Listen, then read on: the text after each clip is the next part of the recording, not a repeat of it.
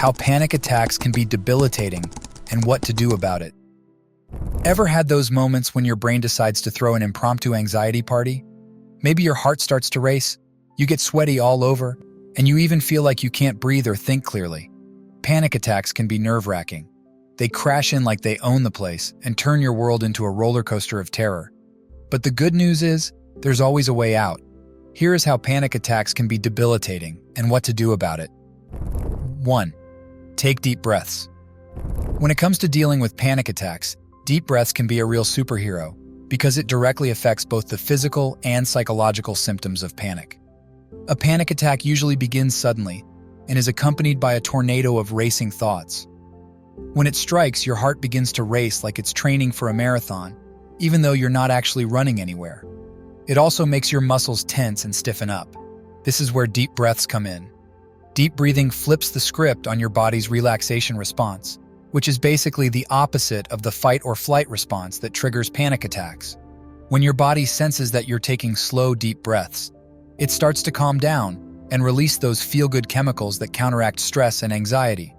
In a nutshell, it helps you regulate the autonomic nervous system, which goes haywire during a panic attack. This system controls things like your heart rate, muscle tension, and breathing. By deliberately slowing down your breathing and focusing on each breath, you're essentially telling your body. 2. Acceptance. One of the most challenging parts of panic attacks is the fear of having another attack.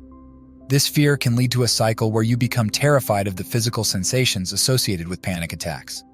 In turn, this can trigger more panic attacks and prolong its duration. To handle this fear, you first have to accept your fears. Acceptance in this context involves acknowledging and allowing the experience of the panic attack without attempting to fight it or suppress it. It helps in breaking this cycle by teaching you that it's okay to feel anxious and that the sensations themselves are not harmful. Instead of fighting that initial surge of fear, you acknowledge it. You say to yourself, okay, I'm feeling really anxious right now, and that's okay. This simple act of acceptance can take the edge off the panic because you're not adding more fear on top of the fear. 3. Exercise regularly. You know those days when life feels like a pressure cooker? Well, exercise is like the valve that lets off steam. Physical activities help your body to release endorphins. These endorphins are neurotransmitters produced by the body in response to certain activities, such as exercise, laughter, or even eating chocolate. When released, they create a sense of euphoria that makes you feel safe. This natural high can counteract the negative emotions and anxiety associated with panic attacks. But that's not even the best part. You see, when you regularly break a sweat, you're more likely to enjoy better sleep. And we all know how a bad night's sleep can turn you into an anxiety magnet. By catching more sleep, you're building a fortress against panic attacks. 4. Identify your triggers. Panic attack triggers are specific situations, thoughts, or sensations that set off the body's fight or flight response. These triggers can vary widely from person to person.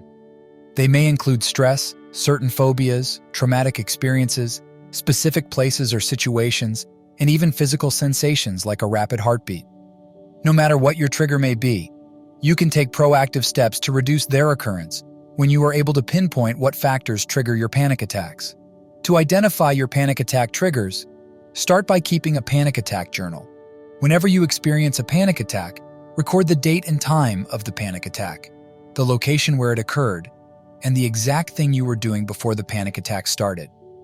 Over time, patterns may emerge that reveal common triggers or situations that precede your panic attacks. Once you've identified your triggers, you can work on developing coping strategies to manage them. 5. Use sensory distractions. Panic attacks often feed on themselves. The more you focus on the physical sensations and anxious thoughts, the worse the panic attack can become. It can make you feel like you're losing touch with reality or spiraling into a state of fear. When you engage with your senses, your brain switches gears. Instead of dwelling on anxious thoughts, you start processing sensory information. This cognitive shift can help decrease the anxiousness you feel during a panic attack. Certain sensory distractions like deep breathing or cold water splashes can have a direct physiological calming effect on your body. For example, deep breathing slows your heart rate, and cold water stimulates a shock response that can reset your nervous system. 6. Avoid caffeine and stimulants. Caffeine is a central nervous system stimulant found in various beverages and foods like coffee, tea, energy drinks, soft drinks, and chocolate. Stimulants, including caffeine, can trigger the release of stress hormones like adrenaline, leading to heightened alertness and increased heart rate. As a result, the regular consumption of stimulants can increase overall levels of anxiety. It can make you feel jittery, nervous, and more prone to anxious thoughts and physical sensations. This heightened anxiety can make you more susceptible to panic attacks, especially if you're already prone to anxiety disorders. If you are a regular caffeine consumer, it'd be a good idea to reduce your intake gradually rather than quitting abruptly. A sudden caffeine withdrawal can lead to headaches and increased anxiety. 7. Develop a countdown ritual. Panic attacks can make you feel helpless and out of control. However, you can gain control back with something as easy as counting. Counting can be a helpful technique for managing panic attacks and anxiety. It can serve multiple purposes, including grounding you in the present moment, distracting your mind from distressing thoughts, and regulating your breathing. To get the best out of it, develop a personal countdown ritual that combines counting with deep breathing. For example, you can count to a specific number while taking slow, deep breaths and then repeat as needed. This way, you'll be better prepared to use them when a panic attack occurs. 8. Try words of affirmation. Negative thinking plays a significant role in fueling panic attacks because it can trigger and amplify the physical and emotional symptoms associated with panic. It can make you focus on and interpret information in a way that confirms your anxious beliefs. Grounded affirmations, on the other hand, can help you stay connected to reality and reduce anxiety during a panic attack or anxious moment. These affirmations serve as a tool to challenge and reframe negative or irrational thoughts that often accompany panic attacks. So, while panic attacks can make you feel detached from reality, affirmations can serve as your anchor to reality. They serve as a bridge between your anxious thoughts and the objective reality around you. 9. Progressive muscle relaxation, aka PMR. If you've been following, then by now you should know that panic attacks often come with a whole bunch of physical tension. Your muscles tighten up, your heart races, and your breathing goes all wonky. It's like your body's on high alert, and it can be seriously uncomfortable. And here's where PMR swoops in to save the day.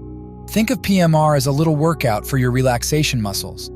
Instead of doing push-ups or lifting weights, you're going to flex and then chill out your muscles one group at a time. You can start at your toes and work your way up, squeezing each muscle group, and then letting it go. The magic happens when you combine this muscle relaxation with deep breathing. As you tense up a muscle group, you take a deep breath in, and then as you release, you exhale slowly. By doing this, you start noticing how your body responds to stress, and that awareness is like your secret weapon against panic. 10. Face your fears, one trigger at a time. It's simple. The only way to beat your fears is to face them. But you're not just tossing yourself into the lion's den here. Controlled exposure is based on the idea that repeated, controlled, and gradual exposure to your fears or triggers can help reduce the intensity of fear responses over time. It involves facing your fears, but in a structured manner. You start with the situations that make you the least anxious. Let's say, if crowded spaces trigger panic attacks, you might start by standing near a small group of people for a little while. As you become more comfortable, you level up. Maybe you try being in a slightly larger crowd or staying there a bit longer.